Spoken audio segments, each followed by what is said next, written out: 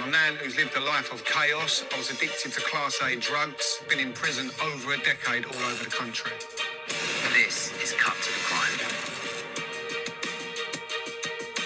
So, John, we're going to cut your hair? Yeah. Yeah? And what would you like to do? Well, I would like to have just a little trim off the top, not too much, and then obviously trim it all down and bring it into a nice point. Yeah, blend it, tidy it, clean it all up. First prison sentence. How old were you when it happened, and what did you do for that to get rolling? So the first prison sentence was at the age of 15. Okay. I went to Feltham Young Offenders, and I was in the children's home at this point. Okay. And I was stealing a lot of cars. Okay.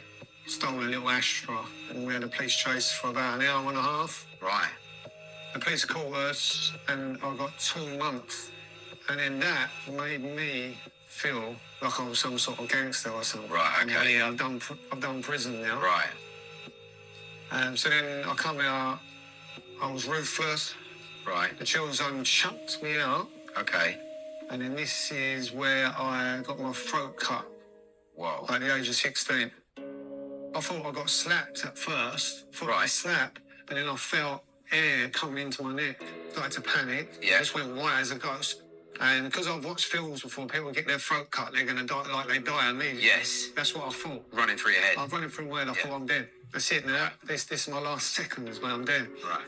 But it never hit an artery. Okay. Yeah, so I had 8 stitches when I got my throat cut there. Yeah. I was a youngster. My mum had a car accident and she didn't recognise us when she came out of the coma. It affected me so badly. And that was the sort of the launching pad from my disaster. Yes. You know, my life of chaos. I mean, I recognise there was a lot of anger with me. Yeah. And that, you know, that was a high which helped me cope. That developed to me trying out marijuana. Okay. I think I was like 12. Okay. I was always hanging around with the older people, and there was one of the older lot introduced heroin. Right. To me at a young age. How old were you when you had that? 15. I think Really? I was 15 years of age. And then I started to become more violent. Started to do crime. Okay. To feed my habit. Your eyes need more to make you feel normal. Right. So it escalates. Yeah, escalates big time. So at the age of 17, I got addicted to crack cocaine. Right. And that was quite a naughty drug. Right. You know, really put me on in fast mode of my crime. I remember I used to come around my mum's, punching cigarettes off of her, trying to scrounge money, and then I ended up pushing her too hard. Okay. She says that I funked her.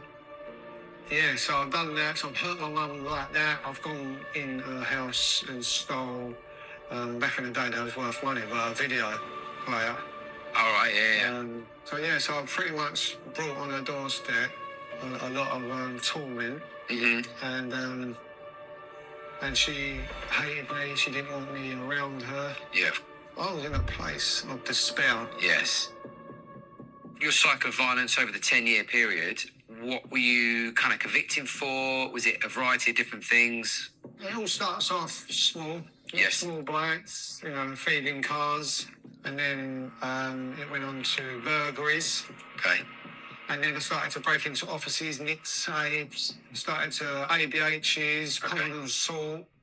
And then I got a couple of 18 months. And that vicious cycle coming out. I wanted to change. There was so much in me I wanted to change.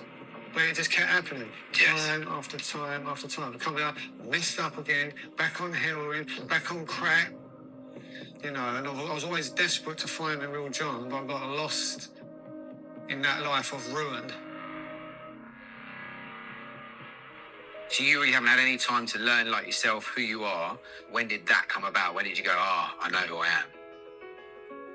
Yeah, that's a good question. So at the age of 31, I collided with heaven.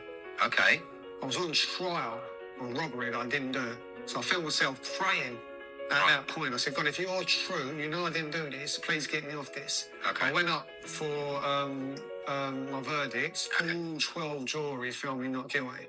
And at that point, I knew, I felt it. I felt something divine touch my life. I thought, I know this is you, God. You know, that intervention, the drug addiction got took straight off me. Really? I haven't had one temptation in 11 years. I've been clean 11 years away from that life. So, John, do you believe in change, people becoming different people after circumstances? They're not kind of always bound by what's happened to them? Yeah, 100%. Otherwise, I wouldn't be doing what I'm doing. I specialise in, helping businesses if they're thinking about recruiting people with barriers to employment, people who've been in prison who've had drug addiction. Okay. I can help them, nurture them into the business. Nice. And I feel like it's my responsibility as somebody who's lived that life to go and help people. I've got focus, I'm on a mission. I'm not getting things right all the time, but I'm learning. Marathon, not a sprint. Always good. So, John, we finished haircut. All done and dusted. We're going to spin you around to the mirror to show you what we've done. Ooh, tremendous. I like it. Happy? Love it. I look good, don't I? Great, you look really good, mate. Can I be cheeky and ask a selfie? Of course, mate. Yeah, 100%. Yeah.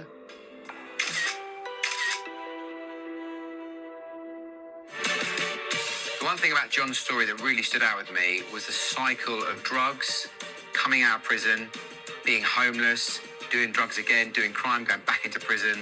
That was a really strong thing I saw from him. But luckily, he's turned it around and he's got a positive ending.